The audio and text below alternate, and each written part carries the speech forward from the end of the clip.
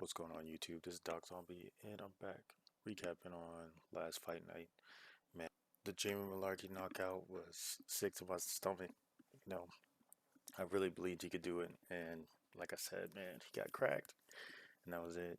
And Dontel Mays, I can't believe this man, bro. Like, how? Andre was looking so good, but hey, that's all it takes. And of course, my boy Daniel Santos, that boy showed out. Typical. How he always does. And he got the job done. That's it. It wasn't my finish, but hey, he got it done. Some groin shots, but it is what it is. This girl, Karina Silva, though, this girl is nuts. I mean, that was pretty much easy pickings. Tim Elliott, again, he just worked him.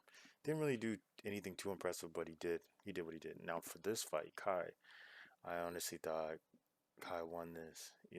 Like he did everything right, and he did everything defensively right, getting out of everything. The takedowns, the submission attempts. He got out of all that. But I don't know. I don't know how they judged it for Albazi like that. I was really confident in the Kai France pick, but hey, it is what it is. And it's crazy because Albazi was plus money. I became the favorite to win by the end of the fight, and it was looking like he was about to win, but hey, the judges had him not winning, which is crazy. Like, he did everything right. Submission defense, takedown defense, stand up was clean. He was touching him more than Albazi was. It was perfect. It was a nice matchup. He had him in this bad position, but really, I mean, he really didn't do too much. He was kind of just sitting in that position. He didn't, it wasn't even bad. The choke wasn't even that bad. There was no real threat. But anyways, you might be wondering, why didn't I put Alex Caceres and Daniel Pineda fight? I told you guys last time, all you had to do was call him to find out if he was selling. So he sold that fight, and that's just how it is. Fighters are selling fights, and judges are robbing them. Ain't no fucking way Kai lost that fight. Okay, on to the main event. Okay, UFC 289, Nunes and Aldana. Now, I only got like 4 picks for this entire card. Like, I can't even wrap my mind against some of these fights because it could be anybody. A lot have been canceled. The Khalil Roundtree, Chris Daukaus fight got canceled. Matt Chanel was supposed to go against David Dorvac, and that's not happening. It's just a bunch of matchups that should have been happening, but they aren't happening. So, going straight into it. All right, first up is Miranda Maverick against Jasmine Jasudavicius. All right, now you got the minus 300 on Miranda Maverick. All right, she's a favorite, and plus 240 for Jasmine. Now look, Jasmine's old as fuck. She's 34 years old, and her record's 8-2. She's kind of fresh. The only problem is she doesn't get any finishes. Like, all her fights are decisions. Like, and they're not even impressive. Like, there's nothing impressive. Like, she just lost to who was it? Natalia Silva, and that's, I don't know. She's just not anything impressive. The only thing I do have to say is that the height and the reach advantage is kind of good. She has a 3-inch reach advantage. Well, 2.5-inch reach advantage on Miranda Maverick, which is pretty impressive. And I just feel like the reach could play a problem for Miranda Maverick. But in the other hand, Miranda Maverick 5'3" and is a stud. She's 25 years old and she's only lost to Blanchfield and Macy Barber. Like, those aren't bad losses. Like, I believe that Miranda Maverick's gonna win by decision. I'm just gonna call it like that. All right, next up for my picks is the Nassourdine Imanov and Chris Curtis. All right, Imavov is a minus 160. He's the favorite. And you got Chris Curtis. He's plus 135.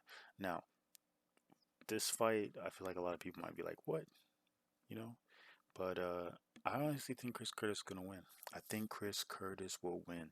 I think he's going to do everything that Sean Strickland did. Him and Sean Strickland are partners. They're training partners.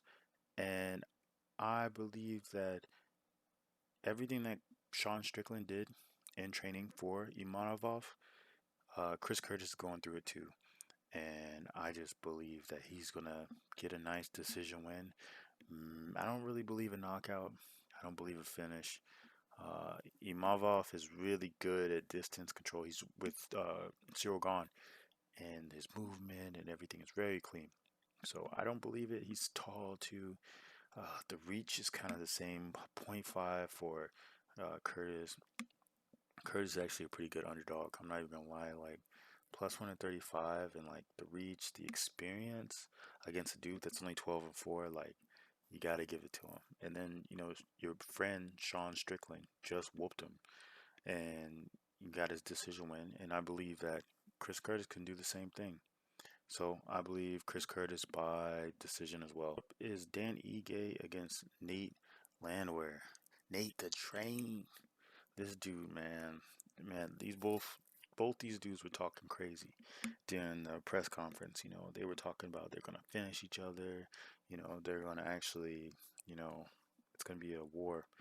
Now, Dan Ige, and he's pretty durable. Like I've seen this man crack people, and I've seen him crack.